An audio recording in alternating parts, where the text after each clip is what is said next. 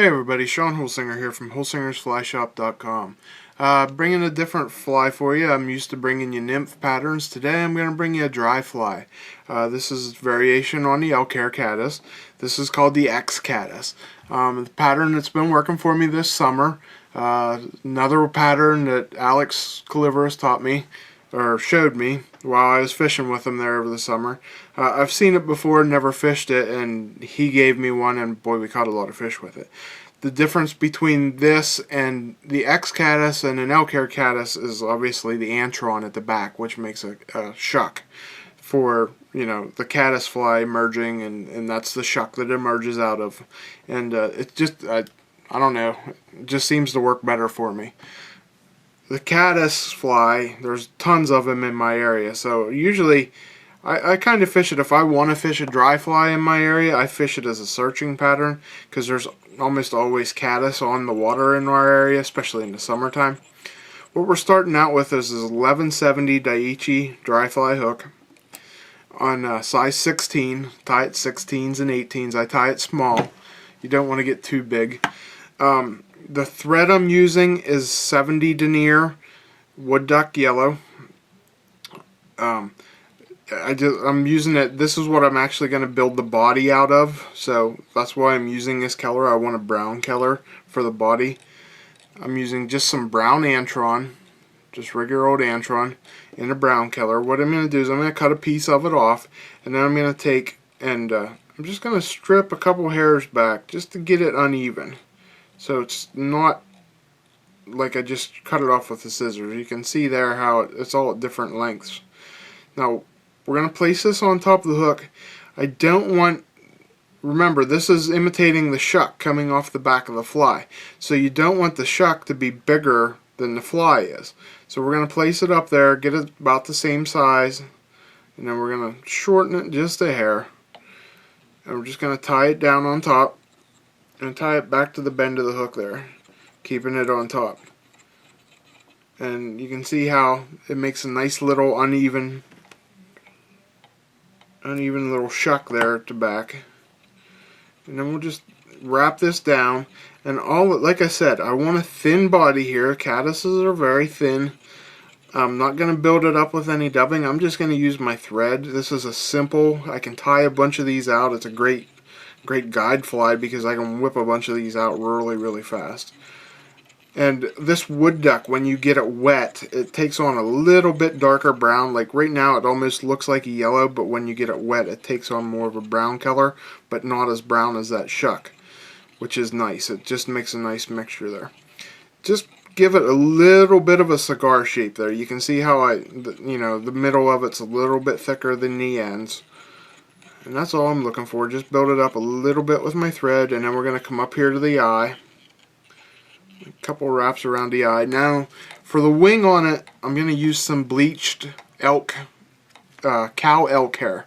And the difference with this, the X-Caddis, is I go really sparse on the wing. I use probably like half of what I do on a regular elk hair caddis.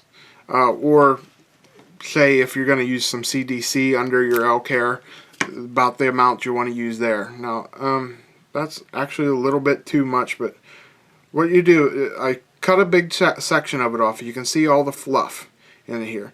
I'm going to pinch the tips, and then I'm just going to pull all this fluff out and bring all this under fur out. And you can see how much I've taken out of it there. Just do that 2 or 3 times, make sure you get all the fluff. Now, you can see I got it down. That's pretty sparse. That's about where I want it. So I'm going to take and put that in my hair stacker.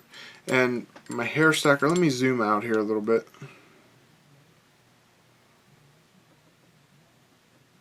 Okay, your hair stacker is a 2-piece tool. There's the shaker and the tube, which is hollow, which you put your hair down in. You're just going to take the tips, put it down in there, let them fall down into place, and tap them down in. And then I just take and beat it on the table or beat it on my palm, like that. Just give her, 5 or 6 wraps there. And then lay it on the side and pull it out. And now you can see, let me zoom back in. I bumped my hook there, I have to put that back up.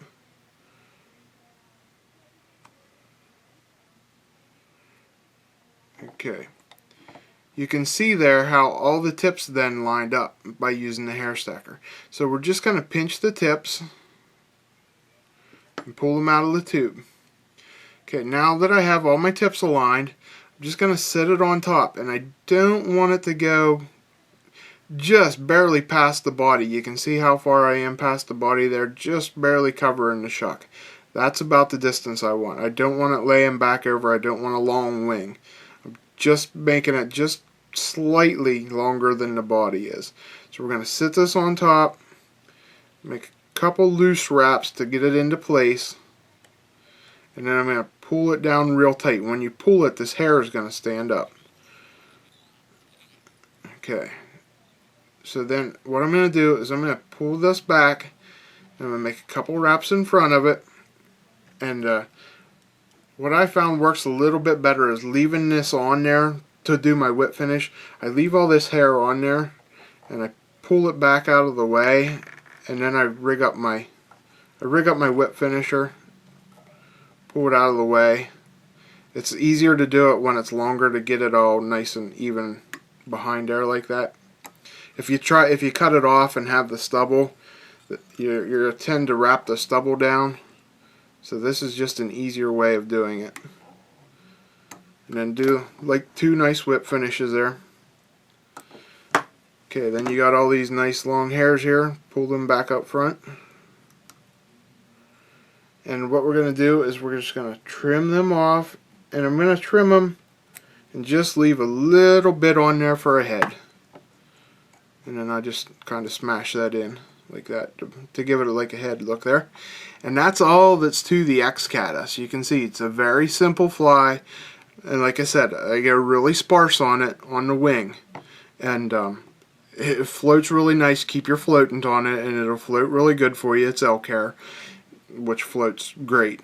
Like I said, it's a good searching pattern. If you see fish feeding, a lot of times in my area at least, they're usually caddis on the water. So I usually just have this on if it's not mayfly season, like right now. Here it is September. There's still caddis on the water, a few.